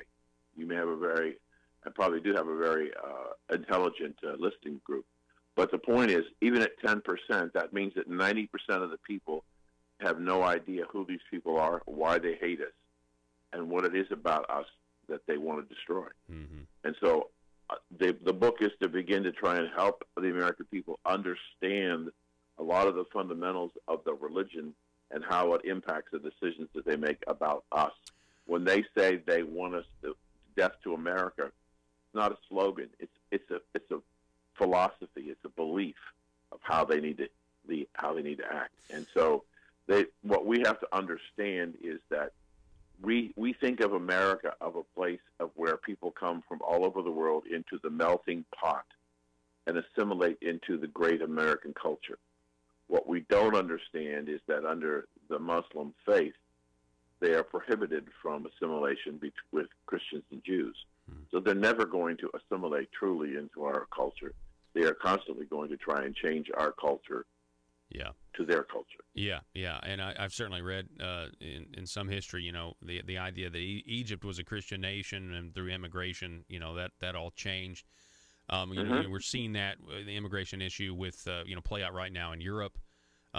Interesting, you mentioned in your book you had this concept where the Iranians are using nuclear facilities or secret nuclear facilities in Syria. I mean, there certainly are reports of that happening. I'd love to get your thoughts, Dan, on what do you think Donald Trump, how do you think he's handling the terrorist situation? And also when Benjamin Netanyahu came out with that press conference a couple of months ago, it just systematically exposing how the Iranians are still pursuing, nuclear technology and how bad the Iran deal was. Can you just kind of speak to the geopolitical status right now? Well, I think that what we have is Donald Trump understands as a business person, one of the fastest way to bring about change is to create a change in the economic conditions, good or bad. In our country, he's worked very hard to change the economic conditions after 8 years of Obama. And we've seen what it's done as a result of the tax bill and other things where we have a stronger economy, we have more people at work, we have companies coming back to the United States, new companies coming into the United States, building facilities and hiring Americans. By the same token, he understands that if you penalize an economy, sometimes if you do it long enough and hard enough, you can exact the change that you're looking for. So when he was running for office, he talked about the nuclear deal with Iran and how bad a deal it was. And when he decertified it, again, this is a matter of record, what he said to the other parties at the table, I'll give you 90 days to see if you can cut a better deal. And the 90 days came and went, and they didn't do anything. So we have now the situation where Trump is enforcing more severe restrictions, and you're beginning to see the vestiges of a significant uprising of the Iranian people against the government. Now, that is a direct result of the pressure that Donald Trump is putting on their economy by beginning to cut down their export of oil, which is they're the third largest exporter in the world. It's an economy that's based very heavily on the revenue from oil. And what we have is a situation where President Trump is using economic power to bring about change. And he did that in North Korea. They may not be moving as fast as he wants them to, but they're going to test him all the way through the process. And now we have a situation which is quite historic, which nobody seems to be writing about in Iran. And that is that the Iranian people are openly protesting the government. Now, what's important to understand about that is that under Sharia law, and Iran is a Sharia nation, the religious leaders, the imams and the mullahs, are in charge of the government. They are the government. So in the first time of history of the religion, the religious leadership is under attack from the people. This is unprecedented. Now, that's a result of what Mr. Trump is doing. We saw this past weekend where Mr. Trump has been very firm about tariffs, and look what's happened. It looks like we're going to have a new NAFTA deal with at least Mexico, and I think Canada will be right behind. The European trade people have already come in to want to cut a new trade deal with the United States. And a week or so ago, the Chinese realized that we are their largest trading partner, and the sanctions and the tariffs that Mr. Trump put on are damaging to their economy, so they're coming back. So Mr. Trump is using economic power of the United States by growing the economy, making it even more desirable for foreign nations and foreign corporations to want to do business here. They have to change. And that's what he's bringing about change, whether it's in Islam or whether it's in the trade relations with foreign nations. He's using America's economic power to bring about change in the relationships for the good of the country. It's remarkable. I completely agree with your sentiment there. I do have one question, though. Back to the Iran situation and the fact that they are openly, protesting their government. They did this once in the Obama administration. The Obama administration gave them no support, gave them no help. I'm wondering, when it comes to Iran and the idea that they kind of have their finger on the button, they want to wipe Israel off the face of the map. Where does Russia play a role? And the reason I ask that is because, like you said, the North Korea situation is not moving as fast as we want, but it certainly is huge. There have been giant moves in that. And the president met with China first. You meet with China first, and then the president came out with this rhetoric about Rocket Man trying to, and he knew he had the support of China. And then they had the Helsinki meeting with Russia. Nobody wanted it to happen. But I noticed that right after the Russian meeting, he started going after Iran. Is there a correlation there? Oh, sure there is. I mean, Putin understands that the leadership in this country today is dramatically different than it's been for probably 30 years. And that we have a history. We don't want to seem to engage. We're looking for ways to withdraw under Obama. America needs to lead from behind. And the world, from a practical standpoint, the world is a better place, a safer place, when America leads from the front, not from behind. And so what the leaders of Europe have experienced is a country, the United States, where the leadership wants America to lead from behind. Keep in mind, Trump's only been in office 18 months. And look at what he's facilitated in far as changes. But it takes time for the foreign leaders to understand how serious this man is about what he wants to get done. So he has to prove himself initially. And through these various situations in trade or whatever, he's proving himself as a leader of not only the United States, but the free world. And as such, it takes a while for other governments to really understand that he's serious. It's like the second gas attack in Syria, and we responded. A lot of people were waiting to see whether or not Mr. Trump would respond. And I believe that the Iranians were involved in orchestrating, along with Assad in Syria, the second attack, simply for the purposes to see whether or not Mr. Trump would do anything. Was he going to be a paper tiger like Obama and draw a line in the sand and never do anything about it? So every time he does one of these things and he puts a stake in the ground or a line in the sand and then enforces it, the world begins to understand that the sheriff in charge of the United States is a serious guy. Yeah, you're exactly right. We're talking with Dan Perkins. He's the author of the book, The Brotherhood of the Red Nile. It's a trilogy, but it's now more than that. I guess what would you call it? A saga, because there are 4 books. So and there probably will be another one too. So, that's fantastic. Yeah. That's fantastic. Hey, real quick, last question, because we're running out of time. I really appreciate your time. Hey, what are your thoughts? You being an expert on radical Islam. Some of there's other people we've had interviewed. Mr. Spencer of Jihad Watch on the program before, and he had his donations, a Patreon donation, shut down. We have a real problem. It seems like the tech companies are really cracking down on this concept of free thought, voluntary cooperation, the free exchange of ideas. I think that they lost the election because there was too much freedom on the internet. We had David Horowitz's organization, Visa and MasterCard, shut him down last week, but they have since restored him. What are your thoughts on free speech moving forward as we get closer to this midterm election?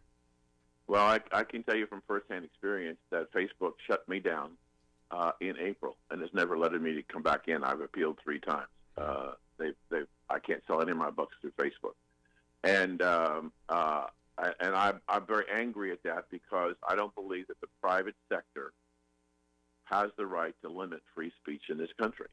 The government doesn't limit free speech. Why would we allow corporations who over the weekend have said they're going to get together, collude together to try and figure out the strategy for what they're going to do at the midterm? Yeah.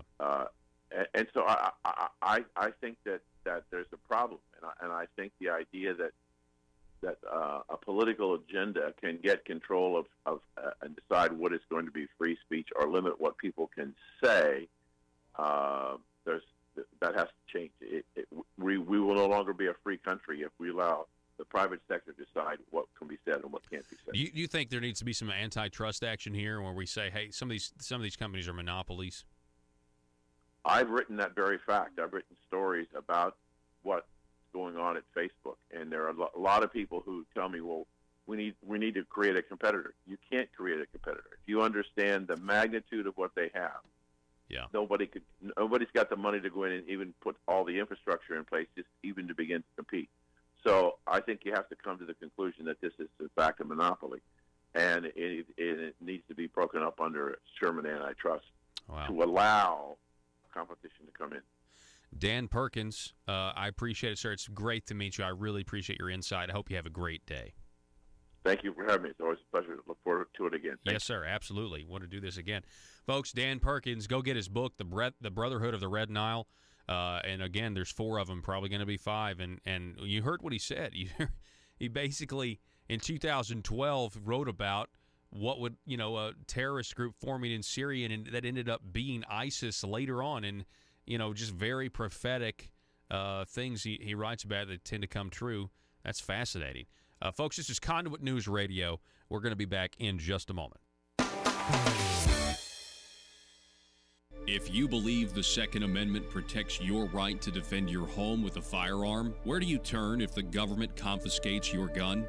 To the courthouse. The Founding Fathers created your 7th Amendment right to a civil jury to protect your freedoms. The courthouse is where you fight the overreaching hand of government. And the Brad Hendricks Law Firm is where the fight starts. Call the Brad Hendricks Law Firm at 501-221-0444. The Brad Hendricks Law Firm in Little Rock, standing ready using the 7th Amendment to protect your Second Amendment rights.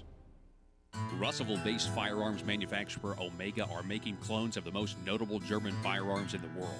These delayed rotor-lock firearms have been and are currently used by law enforcement and military worldwide. At Omega, they manufacture their guns right here in Arkansas and produce the best reproduction in the marketplace that comes with a complete 5-year warranty. At Omega, they take firearm manufacturing seriously and offer discounts to active and retired law enforcement. Whether you're using Omega firearms to defend the public, defend your family, or for target practice, Omega has your back. For pricing, go to omega-guns.com. That's omega-guns.com.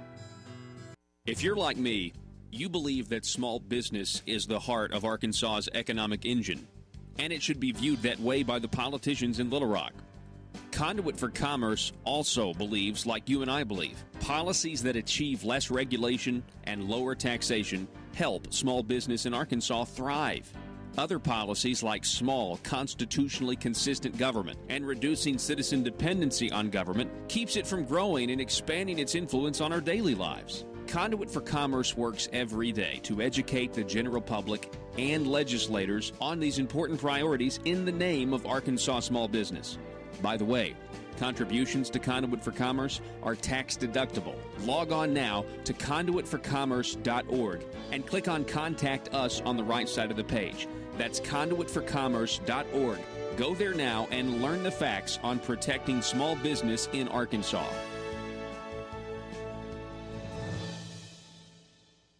10-year cap in there is a bad idea. You know, what that would do, if you have and there are many House members who serve in the House and then move to the Senate. And I think one of the best reasons to have those people doing that is institutional knowledge is critical. You know, you wouldn't find a business that would promote somebody to leadership in 3 or 4 or 5 or 6 years. It takes that long to learn how things work. Nor would you kick your leadership out of business every 10 years and turn that over. So in principle, I know this is different because it's legislature and you do want protections there. So I think the caps are good. But again, the 10 years is too short. You take a House member that serves for 6 years, does a good job, the people like them. If they decide to run in the Senate, which many do, then they would be limited to just 1 term in the Senate. And if you ran in an election, that would...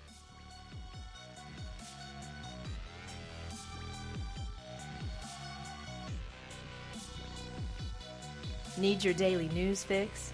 Don't forget to tune in to Conduit News Radio with Paul Harrell. All right, so the bad tort reform amendment to the Constitution that we're all going to be voting on this November is in the news. It's going to be in the news a bunch here on the program this week when we talk to Jerry Cox on Wednesday and Joey McCutcheon on Thursday. If you want to get a preview for some of those conversations, this is up at Conduit News. Issue 1 debate draws fireworks. Ballinger condemns the treatment of legislators. It was a debate between Bob Ballinger, state representative, and former Supreme Court Justice Paul Danielson. Bob was for Issue 1. Justice Paul Danielson was against Issue 1. We covered this story in its entirety during the first hour. At the end of the debate, Representative Bob Ballinger condemns the treatment of Arkansas legislators, which is what prompted the title to the podcast of the first hour, Are Legislators the Victims? Listen to what he said on Friday, August the 24th.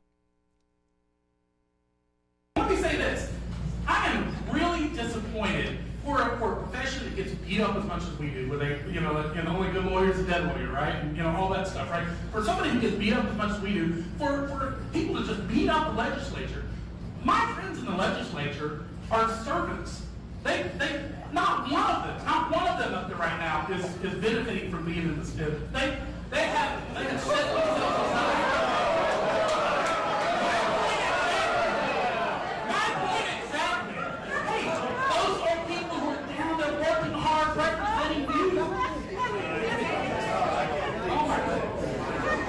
So that was State Representative Bob Ballinger. You can watch the video up at conduitnews.com, and you can actually watch that exchange. Those of you who are listening or watching on the live stream right now, obviously you just saw it for yourself.